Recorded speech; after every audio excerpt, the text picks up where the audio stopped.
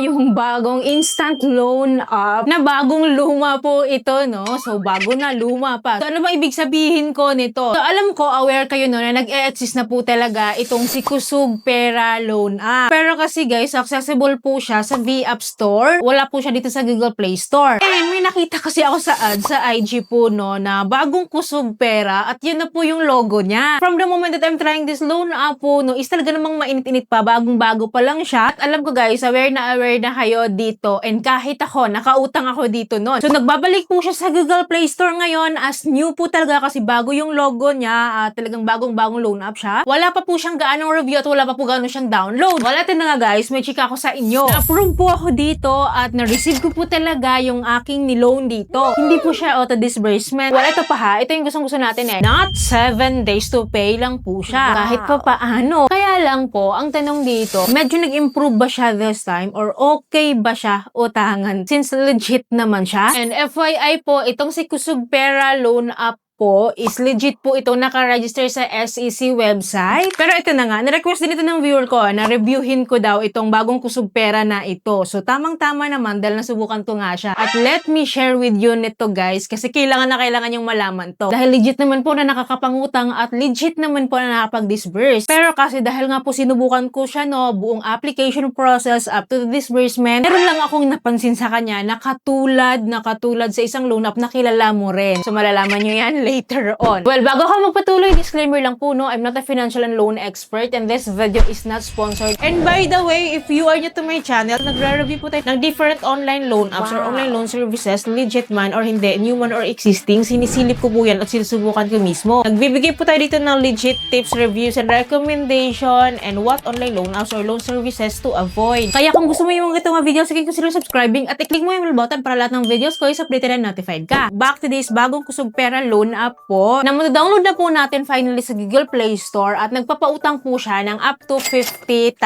pesos. Pero guys, na as first timer subject for evaluation po tayong lahat ha, hindi po ganito kataas yung offer niya talaga. Pero one thing is for sure, ma-offeran kasi ako nga nakautang ako dito eh. Sabi ka nga po sa inyo, di ba, na na-approve po ako dito as first timer ulit. Kasi nga po, hindi niyo po na-detect yung old account ko since existing pa rin naman yung account ko doon. So pwede tayo magpanibagong account dito. But anyways po no, na-approve po ako sa amount po ng 1,500 pesos. Well, ito yung mga kailangan yung malaman. Nung nakita ko na na-approve po ako, kinlik ko po yung apply immediately. At dito po, makikita ko po yung aking loan terms. Meron po tayong loan terms po of 28 days to pay. So, hindi siya pa 7 days to pay lang. Well, nakalak pa yung mga ibang loan repayment terms ko dito. Maa-unlock ko yan kapag ginamit ko or niloan ko yung kanilang offer dito. Well, dito pa lang po no, napapansin ko na agad na may kaparehas siya na format. Ganito kasi format ni Mr. Cash Loan App. Well, bago pa pala tayo mag-proceed, kailangan po natin i-check yung ating credit line agreement dito. Actually, dadirect ka talaga doon sa agreement po nila. And if you have time, basahin nyo po. So, dito kasi guys, kailangan nila ng signatory natin. Pipirmahan daw natin yan bago tayo mag-proceed. So, ginawa ko siya and then after nyan, ito po yung kailangan yung malaman dito. The exciting part is the loan details and don't worry guys, transparent naman sila dito. So, ito na nga po. Meron tayong loan offer po worth 1,500 pesos at malinaw naman po sa ating lahat na ang issued amount or yung amount na lang na ma-receive ko is 1,260 pesos. That is because of the service fee na 240 na 16% yon of my loan amount. Binabawas na po siya. Diba? Transparent na transparent. Dito pa lang mag-iisip ka na kung i-go mo ba or gusto niyo pa bang mangutang dito. Dili naman po sa repayment plan po, no? 28 days, diba? Yung na-unlock natin yung repayment plan kanina. Nahati po siya sa dalawang schedule or dalawang installment. Every 14 days, magbabayad po tayo. Let us say, twice amount po tayo magbabayad dito. At sa computation ko naman po, no, umaabot po siya na nasa 15.26%. Kaya lang kasi kapag i-add po natin yung interest rate po nila na 15.26 plus 16% po na service fee na binabawas na sa atin, ang pinaka-effective interest rate po nila sa atin is nasa 31.26% of the whole 28 days or let us say of the whole 1 month to pay. Okay pa din ba sa inyo yung ganong interest rate? Kasi sa akin talaga mataas na rin ito, no? Hindi na rin naman siya biro. Pero mas okay lang siya ng kaunti konti compared naman sa mga other new loan apps or other OLAs po dyan na nagpapa 7 days to pay lang or 15 days to pay na almost 50% yung interest rates nila. Pero again, di ko sinasabing sobrang baba nito kasi hindi nga rin naman siya buong matatanggap. Pero mas okay lang siya koonte compared doon sa iba. And to be honest with you guys, no, sabi ko nga sa inyo kanina na parang katulad siya ng format ni Mr. Cash, ganun na ganun po yung kanyang atake talaga sa loan details. Ganito din po si Mr. Cash as in, ganito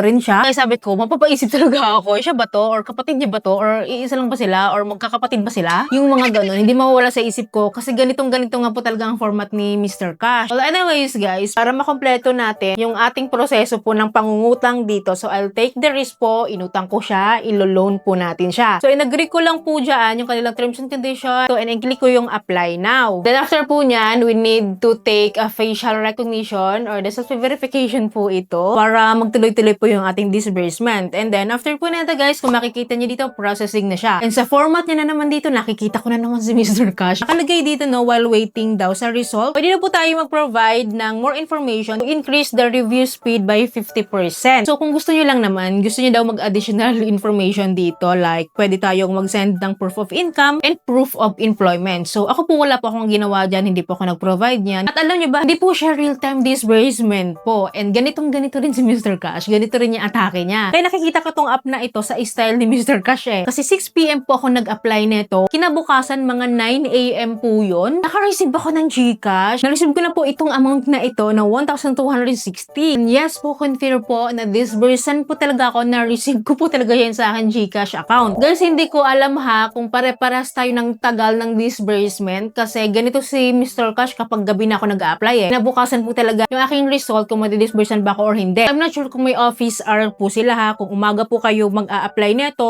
or araw, possible po madidisbursan kayo ng within few minutes or few hours. Sa akin kasi, sa case ko, weekend pa ako nag-apply nito and then kinabukasan, dun ko lang nalaman na disbursan po ako. So, ganun po siya, no? Pero guys, kung ako yung tatanungin nyo, kung may mas better pa po dito sa loan app po na itong si Kusog Pera, though not 7 days to pay po siya, is piliin nyo na lang yung iba. Kasi para sa akin, medyo mataas po yung interest rate niya and hindi nga po siya buong matatanggap. Yun lang naman yung concern ko. And so far naman, okay naman siya. Legit naman po siya. And okay po yung customer service po ni Kusog Pera. For me yun ha, kasi hindi ako naka-experience sa kanya before ng harassment since na-overdue pa ako noon. Pero yes, na-increasean at na-offeran pa rin niya ako. Kaya pag-isipan nyo mabuti ha, kasi wala naman po ako magagawa kung gusto nyo talagang mangutang dito. Pero yes, if ever naman no, baka hanapin nyo sa akin yung application dito. Well, ito lang naman yung application process po na kailangan po natin pagdaanan. So first po, we need to provide our personal information. So, our basic information lang po ito, no? And then next po nito is the employment information po. So under po ng job type, okay lang po kahit tayo ay unemployed, housewife man yan, student po, kasi nag-accept po sila niyan. At no income proof needed naman to upload dito. So fill upan lang po talaga natin yung details dito. And after po nito is the ID information na po. And for you to have an idea, ito po yung mga IDs na kailangan po nila. Isa lang po yung kailangan nating i-provide. At pipicturean po natin yung front and back. And then fill upan din po natin yung necessary details po ng ID na kailangan din po nila. Then after po nito is the bank information po. So pwede po siyang e-wallet or bank or cash pick up. So for me guys, I choose e-wallet and preferably si GCash po yung pinili ko para mas mabilis ko nga po siyang manotice. And then after po nito, hinuhuli pala nila si contact information or the contact references po. Apat po yung kailangan nila dito at ito po ay magdadirect sa ating phone book list. Well, siyagain na natin kasi kapag sinubmit na po natin to, ito kasi yung last part magkakaroon na po tayo agad-agad ng instant loan offer. So katulad nga po na pinakita ko sa inyo na aprobahan po ako ng 1,500 pesos. So that's all for this Kusog Pera loan app na bago lang, 'di ba? So hindi naman din ganito ang format ni OG Kusog Pera noon. Hindi ganito.